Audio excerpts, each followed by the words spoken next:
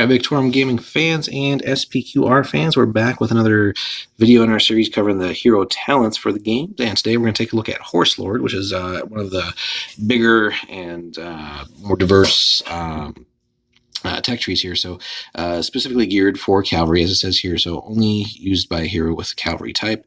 If he's leading a unit, it must also have the cavalry type. So you can't have a mounted hero, but then somehow try and apply this to an infantry unit. So that'd be a little bit cheaty. So, and you basically have just two different branches here. So they all have to start with buckle of the line, but then they kind of branch off into different uses here. So the lower branch is really geared more towards missile-armed cavalry, and then the top one is more for your combat cavalry. So, starting off with Buckle the Line, it just requires a melee action. The hero uses the weight of his horse to push forward in combat, forcing the enemy line to waver. The enemy unit must take a break check, and if failed, it will suffer -1 in their melee checks for this action. If the enemy is using the phalanx rule, it will also lose all benefits of it. So, really several things going on there, and really useful ability, especially when dealing with some of the tougher sort of infantry blocks that you might be facing here.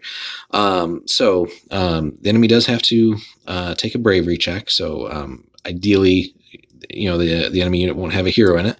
And then if they fail it, it just makes you a little bit more survivable because they're going to be hitting less, right, with -1 to their melee for that particular action. And then the other key benefit here is, and not to be overlooked, is if you do find yourself fighting a phalanx, you can then basically negate that benefit for them for that action, which can be huge. Phalanx, especially, if you're trying to take a phalanx head on, it's tough. So being able to deprive them of that for an action can be just absolutely critical. So very useful ability there. And of course, ideally, you're finding other ways to break their phalanx with, like a flank or a rear charge once they form that, or ignoring them altogether and going on to do other things. So we're going to cover the top first here. Then Horsemanship is nice because it's passive. So, and this is really aimed at increasing your mobility. So the hero in any unit he's leading may double their move score for one action in every phase as normal. However, if they pass a bravery check, and ideally your hero should be easily able to do that, they may double their move score for a second action in the phase, same phase. So this really, if you can pull it off, your cavalry unit basically will get to double their move twice, so really 4 times their normal move rate, if you think about it that way. So if their move is 6, they can double it once for free, takes you to 12, and then if you can get that bravery check passed, you can move another 12. So 24 inches of movement potentially is just fantastic. Now, if you combine that with if you've bought a horn for your cavalry unit, assuming they have access to it, you'd essentially get a third action on top of all that. So theoretically, you could get, like 30 inches of movement out of your cavalry unit, which again, if your opponent's not prepared or not thinking about that, just the speed and mobility that you can actually gain out of that to get the kind of charge you want, or position yourself to do what you need to do, whether it's for the mission, objectives, things like that. That can be absolutely huge. So well worth getting to at least that ability, whether it is for a combat oriented cavalry unit or a missile armed unit.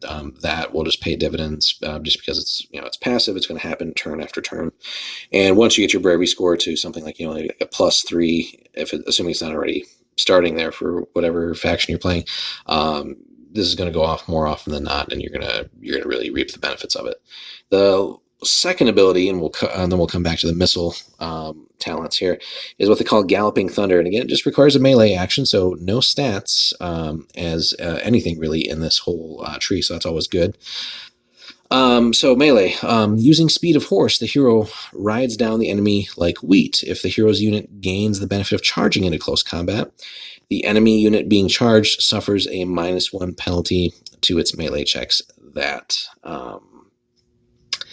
during that action. So really nice, and especially if you combine that with Horsemanship, you're getting around much faster, and then being able to get into combat here and cause another -1 to their, or causing -1 to their melee checks, along with you're reaping the benefits of charging on top of that. So that can be huge. And again, anything that reduces the enemy's effectiveness at hitting you is of course useful. So it's really just like an extra little bit of armor. So it's got some similarities to Buckle of the Line in the sense that it can cause a -1 of their melee, although it's not contingent upon a bravery check, and it does not affect a phalanx or anything. But this certainly will soften up pretty much most units. So if you're finding yourself dealing with a phalanx, obviously you might do Buckle of the Line, but Galloping Thunder combined with like Horsemanship really is going to expand your abilities for your cavalry units. So now we come back to the missile aimed talents here. So the Cantabrian circle requires a special shoot action. So organizing this unit into a single file circle, the hero and his horsemen present a moving target for incoming fire while raining their own ranged weapons down on the enemy. Once activated, this talent allows the hero and his unit to make 2 shooting attacks with a single shoot action. In addition, until the start of the unit's next phase, all ranged attacks made against them suffer -1 penalty. So this is pretty cool. And depending on how good your cavalry unit is with shooting, and we've covered all of them that are available right now. Excuse me. This is just really nasty. So special shoot and being able to fire twice, this can certainly help whittle down unarmed units like skirmishers and stuff like that, or certainly units that don't have access to shields. This is quite useful. So and certainly could also help you wear down things like excuse me again, scorpions and stuff like that.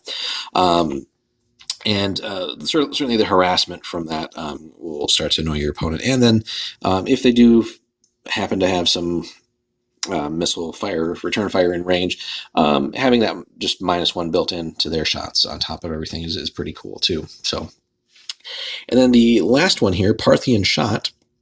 So demonstrating excellent horsemanship, the hero and his unit wheel their mounts about, shoot their weapons at the enemy approaching them, then ride hard in the opposite direction. When this talent is activated, the hero and any unit he is leading perform their shoot action and can perform a free move. So again, increasing your efficiency here. So whereas the other one lets you shoot twice in the same action, this one will let you shoot and move basically. And it doesn't say move and shoot or shoot and move. It is specific that you shoot and then you can perform a free move. So you don't get to do it either way there, but being able to maybe bait an enemy unit into going after you, popping some shots off at them, and then just riding away to sort of kite them after you is a nasty little tactic there. So which again we'll cover various strategies and tactics in its own series of videos for the game here. But kiting, of course, basically you're just trying to pull enemy units out of position and get them to waste time chasing you when they should be doing more effective things. Certainly can be useful in objective missions, or if you can lure an enemy or even a hero into trying to chase you and get them to put themselves in a vulnerable spot, where you can then unleash other nasty surprises on them. So definitely has its uses here. So yeah. So that basically covers the Horselord option here. So certainly worth investing in for any mounted hero.